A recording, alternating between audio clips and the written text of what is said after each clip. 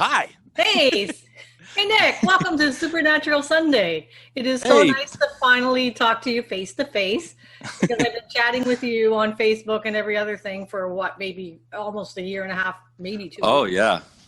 Almost 2 years. Yeah. So how Nick and I first connected is that Nick has great videos on YouTube if you want to like perhaps build your own paranormal equipment. And so he taught me how to make an SLS camera out of an Xbox Connect. Took a few tries, had a few kinks, I must, on my end. Well, it took me a bunch of tries, actually. It was kind of hard to get parts for some of it, right? So that was a bit of a challenge. Yeah, absolutely. Well, just the fundamentals of this stuff, just learning how to actually get the program just functionally running. Yeah. That was the easy part. That's why I made that first video. That it wasn't really the portable version. That one was the tricky one. Yeah. And like, I'm not an electrician by any means. That is not my trade at all. So learning on your own is just that's something I'm really good at, is learning on my own. So it worked out well for us because now we have very well the stationary one and a portable one. So yeah, absolutely. Times you use them both, right? If you're going to be somewhere there for a long time, you need that stationary one because absolutely. The portable one has a pretty short life unless you have extra battery power to kind of back it up, right? Right, absolutely. And I don't use it really an entire investment. It was really kind of crazy. People I don't know if people kind of look at me weird for it or think of me weird, but I don't really use my SLS, but maybe an hour, maybe two tops. And that's usually if there's a significant amount of activity and, that I want to try to get, like, what Sarah, my other investigator, and I call a trifecta of like multiple forms of evidence, 3 or more different kinds. And we love it. That SLS helps big time with that. So for anybody who may not be familiar with an SLS, do you want to kind of give them a capsulized version of what it does? Oh, yeah. The SLS is a structured light sensing camera, and you've probably seen it on a bunch of ghost shows. If you're a ghost fanatic, you probably watched a ton of ghost shows. I think it was Bill Chappell who actually made the SLS. Could correct me if I'm wrong, but so I see that a lot of people sell these things, right? And they sell these SLS cameras for a pretty penny, and I'm more of a budget investigator. So, so basically the SLS, all it does is it maps basically energy or people or things in the frame of view and puts it up as a stick figure or model. And it works, like I said, it works really well whenever you can add it to other evidence. Like, for instance, we and my team like to do an SDS method. We like to utilize that a lot. And we had one case that was really, really cool where we actually it felt to us that a spirit was talking through the receiver. And when the spirit said, "Hey, I'm coming, here I come," and you see it coming up on the SLS camera as a stick figure over, and you see her, she's mapped. She's sitting down and she's mapped. And you see her stick figure, but then when you see the other one come over her and just slowly go around, I'm telling you, the SLS camera is perfect for that. Absolutely perfect for multiple forms of evidence. That would have been quite the catch, because I find that when I find the little skeleton stick figures on the SLS, I don't normally get a lot of audio on tape with it. So if you were able to get both, that's pretty well. Another thing that I don't really like about the SLS, well, I hate to say, but I got to say the pros and the cons about it. But if it's by itself, it will map certain things. Yeah, if it thinks that there's somebody there. Yeah. So that's why I strongly suggest maybe utilizing it with like other forms of evidence, like what I said, the SDS method. Perfect. It definitely likes coat racks. They turn into people really. lamps, and like this one right here. Whenever I was testing it, that lamp right there in my videos, I was using that as a marker, and that actually worked. It maps lamps like they're standing people. So, yeah. We've talked a little bit about the Estes method. Do you want to explain it to some people who might not be familiar? Oh, so the Estes method, I believe, was developed in like 2016 at Estes Park, Colorado. There were a couple of paranormal investigators there that were trying to, I guess, solidify evidence or legitimize the spirit boxes, because a lot of people think that it's just random chatter coming through. It's just bumping. It's just the frequencies making that white noise that, your brain's making you think that's what you hear. So the Estes method, which is really cool, they designed it to where basically you you make one investigator what they call a receiver. And what that receiver does is they sit in the chair. They have, and there's specific earphones, noise canceling earphones. I don't know which kind they use, but I use a Bose. But there's specific noise canceling headphones that you are required to use to make it like the full SS method. And basically, so what you do is you make the receiver, you set them down, and we put the noise canceling headphones on. These are my Turtle Beaches. These are not the other ones. I just like these ones. And you put a blindfold on. So ergo, the person sitting down, the receiver is sitting there, and they basically have the spirit box cycling through the noise canceling headphones. So you hear the as you're hearing it, whatever. A lot of people have I would recommend somebody who has a knack for hearing very well through the spirit box, or who can pick apart the spirit box, I like to say, to put them in the receiver spot, because they're going to be the ones that are going to kind of communicate through the spirit box to themselves. So when they're sitting there and they got the SB7 or SB11 or whatever you prefer, running and cycling, they got the blindfold on, they're sitting there and all they hear is the cycling of the frequencies in the spirit box. Meanwhile, your other investigators, whoever you have investigating, sits around and asks questions. Depending on which investigation you're at, depending on which location you're at, that all factors into that. For me, my team and I, we do a ton of residential cases. That's pretty much all we mainly do. So it helps us a lot try to find out and have spirits come and try to talk through us through the homes and stuff to try to get kind of answers and names and, things of that nature. So meanwhile, the people are asking the questions. The receiver is completely oblivious. They cannot read the lips of anybody. They can't read the questions that are being asked. They can't hear the questions being asked because they got the noise canceling headphones. And if the receiver responds to a question to one of the investigators, in my mind, that's some of the best legitimized use of the spirit box it can be. I mean, I'm a believer in the spirit box. I love it. I frequently use it. Like I said, we use the SS method a lot, and it helps. And like I said, that one case that we did was it was on our YouTube channel, the Judy Lay case. It was absolutely incredible, absolutely incredible. And I encourage all teams to at least try it once and use your better judgment. You tell me. I missed a good segue there. Why don't you tell us a little bit about your group, Beyond Paranormal? How'd you get started? So Beyond Paranormal, I actually started in the paranormal a lot longer before I actually started Beyond Paranormal. And for me, I got into paranormal when I was a kid. For me, I was 7 years old, and I'm sure a lot of people who are parapeeps and parapassionate like me, have dealt with, some kind of spirit activity growing up as a kid. For me, it was a little bit different. I grew up in this house in Texas, down here in Houston, Texas. And this home, now I don't know the true story of the home, but I've heard stories of this home that was put together by some other homes that were, I guess, damaged in like some hurricane or something. Hey, it's a long story short. This creepy old house was put back together by 4 other houses. So we moved into this house, and and I remember it was creepy to me because going through the front door, the doors were like bigger than any door I've ever seen in my life. I mean, the doorknobs, there weren't even doorknobs. Like the holes for the doorknobs were probably like the average one. I mean, these things are ginormous. Like, we didn't have doorknobs for this thing. It was a chain that chained it.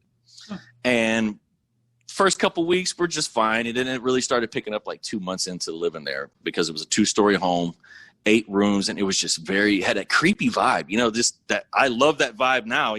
I'll go to any house that has that creepy vibe now. But back then as a kid, it's just like, okay, this is kind of strange. Yeah, for sure. And then, so my brother used to pick on me. There's this one room in the game room, and he was, I'm gonna go lock you in there with the shadow guy in there. And I'm like, yeah, right. You ain't gonna do that.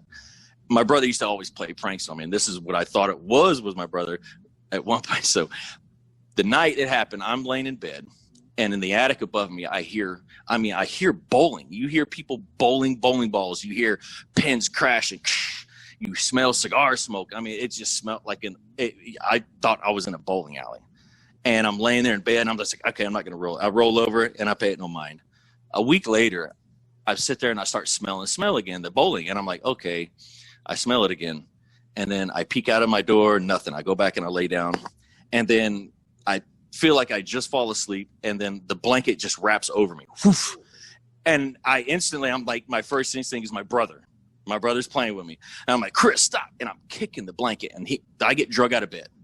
Downstairs, I'm getting drug in my blanket, and it's my sheet, just my sheet. And I'm getting drugged downstairs, around the entryway and then into the kitchen. And I'm like, okay, this is enough. Chris, stop. I'm going to wake up Mom. And as soon as I did that, the blanket said, laid down flat. I'm talking like picnic flat.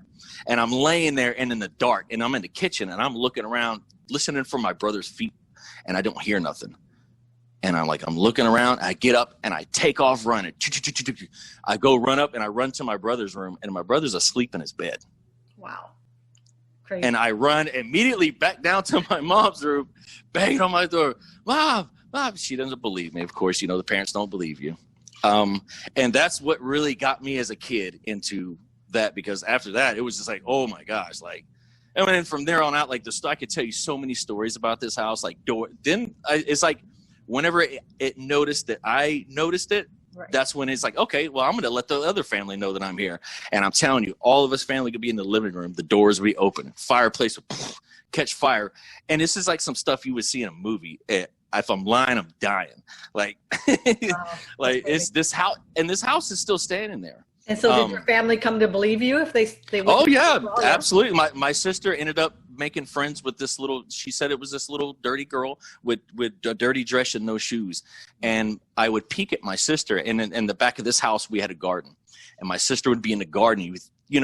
Kids had their imaginary friends and everything. She's back there playing with whoever. And I'm sitting there looking through the window. I'm like, okay, I wonder who she's seeing, because there's something messing with me.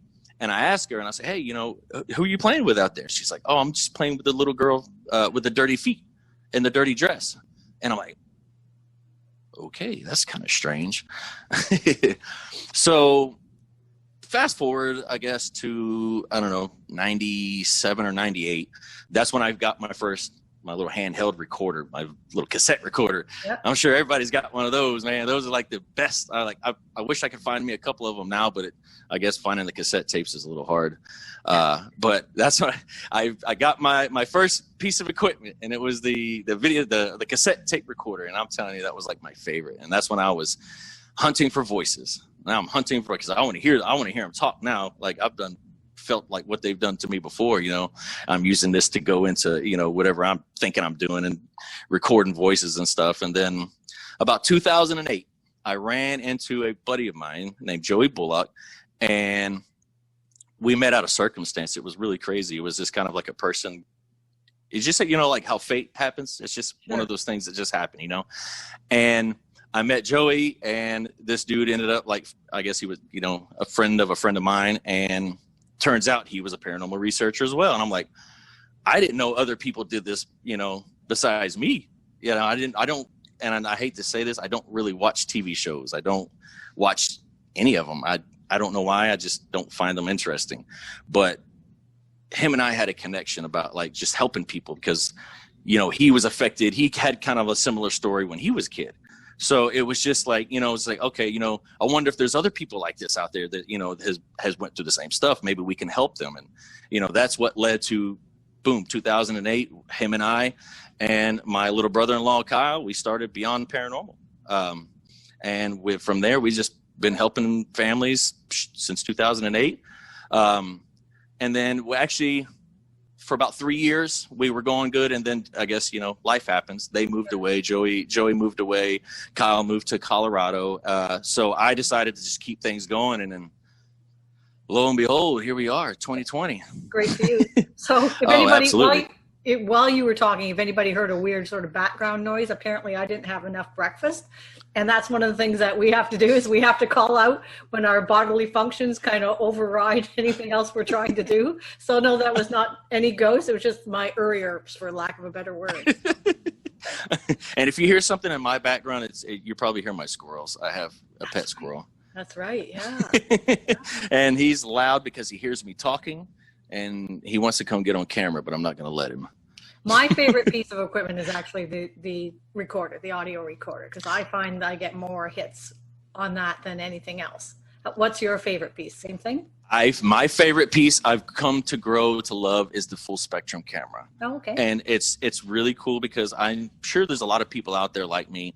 I see little light anomalies around people sometimes, and it's kind of weird. I don't know if it's something I've picked up in my adventures along the way, but it's just evolved to me. So like I see light anomalies like around people, and the full spectrum is the only camera that I've actually had that actually I can see them with the camera and like also with my eyes. So personally for me, I like my full spectrum camera, but it's a very close with the recorder because I love the recorder. You can't. It's hard to top that one. It's expensive too, because you can spend thousands and thousands and thousands of dollars, right? Which is yeah, absolutely. Really you can spend hundreds of dollars on recorders as well, and there's a lot of people to buy them enhancements and stuff. And like I said, I do like my DIY stuff, and I do have so much like planned ahead. We'll get into that later, unless you want to talk about it now. But I got plans for like full spectrum conversions. Like I have plans for doing the same thing to those enhancing those digital recorders as well.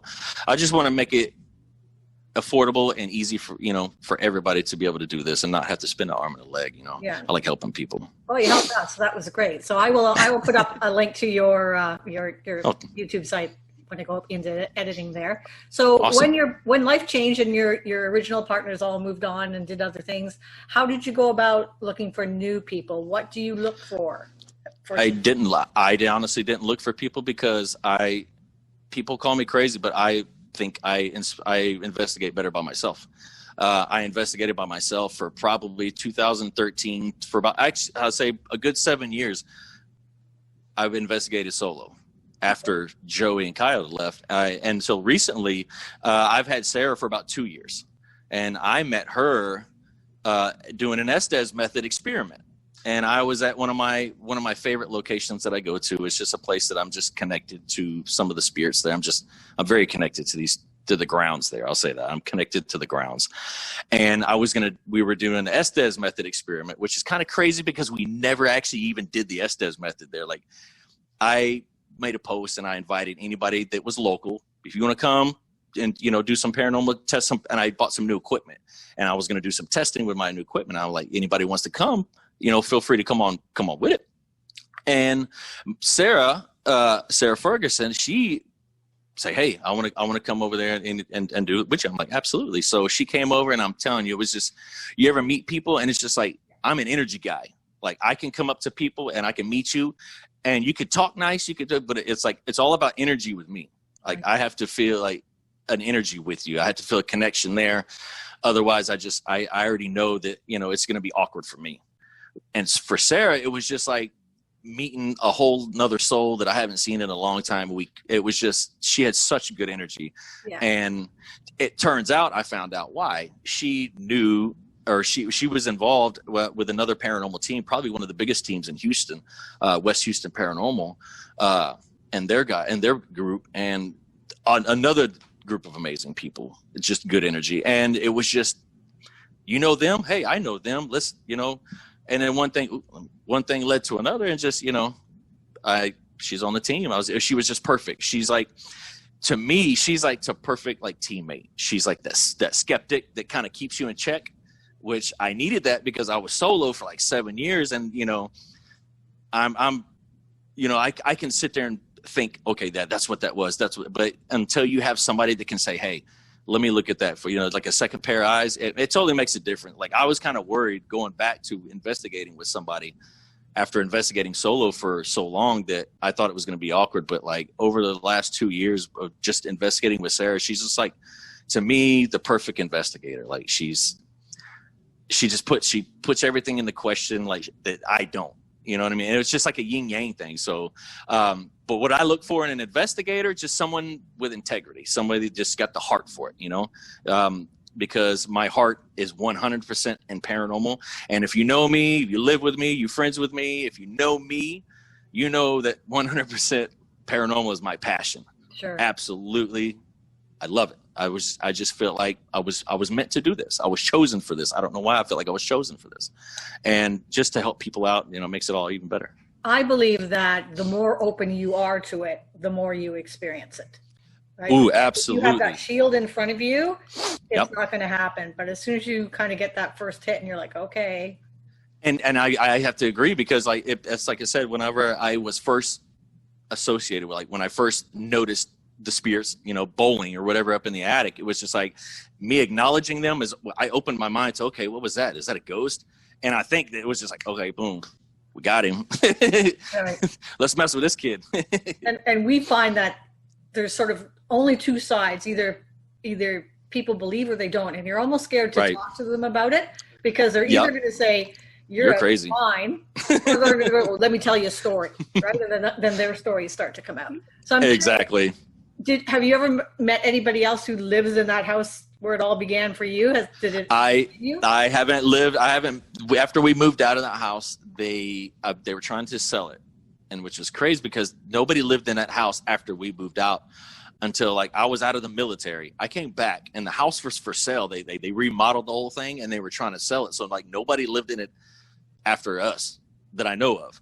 And then just recently, I think a couple of years ago, I went over there to kind of like talk about that house. I think I even did a video on it, a short video on my YouTube channel when I went back to the house, and I was just talking about like the story of what happened there, the things that I experienced. And there were people there, but I don't want to be that weirdo, creepy guy that goes, knock, knock, knock, knock, knock. Hey, I used to live here, and I was pulled out of bed here. Is there ghosts still here? Yeah. And then just pointed 12 gauge shotgun in my face. Nah, I'm good. Yeah. Probably so wasn't in the realtor's selling points either. You too could be dragged out of bed. So what I did was I actually mailed the house. I already knew the address. I mailed a letter to the house, like a 5-6 page letter, just say, hey, my name is this. This is my passion. I used to live here. This is what started it for me, you know, blah, blah, blah, blah, blah. And I never got a response back. So I was like, you know what? Maybe I'll just leave well enough alone. Maybe it just wasn't supposed to happen. Yeah. I would absolutely love to go back to that house and investigate. Oh my goodness.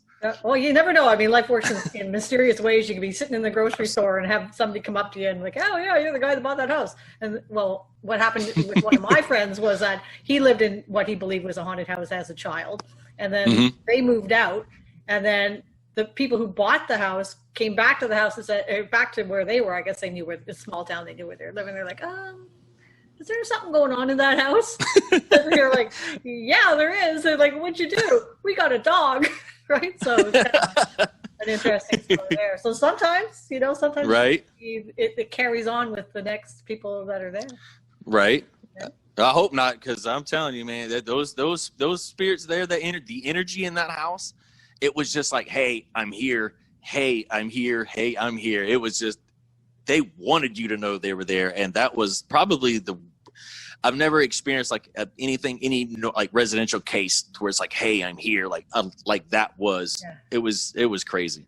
Yeah. Actually, I was just going to ask you what your most haunted place was, but that's probably it. But aside from that, I would say residential case probably. I don't really get scared, and like I get excited. Yeah.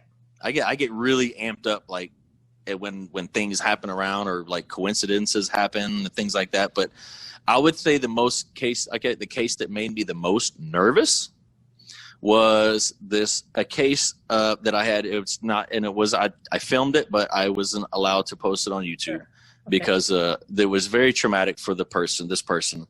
I'm still friends with it. I investigated this house about 10 years ago, and it was one of my earlier cases. And this spirit was very attached to this woman who was pregnant, and they just would not leave her alone. And it was the same person in her dream. She kept telling me, she goes, it's this old white guy that's he's messing. He doesn't want me. He just doesn't want me in this space, and he's coming in. She made it sound like he was like this evil dude, but he was like old, that he was trying to just scare her into them moving out, is what she thought. And I'm just like, okay, well, that's kind of crazy. And so I went there, and then I started getting EVPs of him she was telling me, he's telling me to tell you to get you know, blah, blah, blah, that I ain't going to say it, but he was calling me some names that were really, really bad. And that next thing you know, I'm in the house by myself, and then I'm hearing these voices, and then I start getting EVPs with this old guy. And he never told me his name, but I ended up finding through some digging through records and stuff that there was an old guy who killed himself in that very house. And he was just a very old, mean old man that just, I guess I don't want to go into too much detail about it, but that case right there probably affected me the most because it was affecting her kid, and the fact that she was pregnant, just, I very hold that close to me, you know. It's just, I don't like to see children affected, especially like women. But that made me probably the most nervous, was because she's sitting there telling me this thing, and then like I'm reaffirming what she's saying with what he's saying to me on a recorder. So that made me the most nervous was that case, probably. That's awesome. Because probably disturbing evidence. I think it was disturbing evidence that I found like later, you know, after the fact.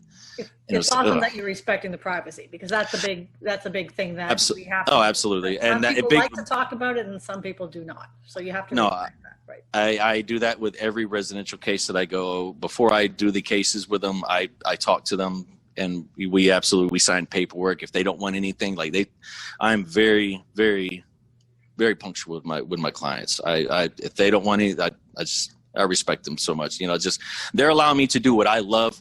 I have to. Exactly. And hopefully, you know, and sometimes, you know, sometimes it brings closure to them.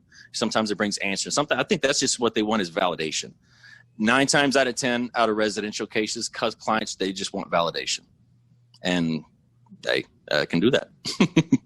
Well, I know you've got other things to do today, so I just want to thank you for stopping by, and I hope we can have you back again sometime. This has been so much fun. It's just that YouTube likes to cut me off, right? It's got that oh my goodness. Like, you're over your time, and I'm going to use all your bandwidth for the next 4 days to upload, right? So I just wanted to just say thank you very much for joining us today. Thank you so much for having me. I really appreciate it. So you know what we need to do? We need to do what we need to do, and I really want to do this. I would like to get maybe you guys, maybe we can get a bunch of us together. Maybe we can have like some kind of like monthly paranormal, like little Zoom meetings or something where we can go live. And I want to learn about all this kind of stuff. So I love interacting like this. This is very fun for me. Very fun. That would be awesome. We'd actually really, really like to do that with you guys. So yeah, just to open it up a little bit. So again, I'll post all the information about your group so people can tune in. Thank Nick you so much. does have his videos on our Facebook page whenever, you know, he gets a chance to do so, because we really like to share. Oh, absolutely. All right. So again, thanks for supporting us, and thank you for supporting me. I so appreciate you guys. Thank you guys for doing so much for me. Thank you so much. Thank you. I'm blessed. Trust me, I'm beyond blessed. You're beyond paranormal. There you go. I don't have to say it. I guess that's a good point to say. Bye, Nick. Take care. Enjoy the rest of your day. Yeah, you too. Bye, guys. Bye-bye.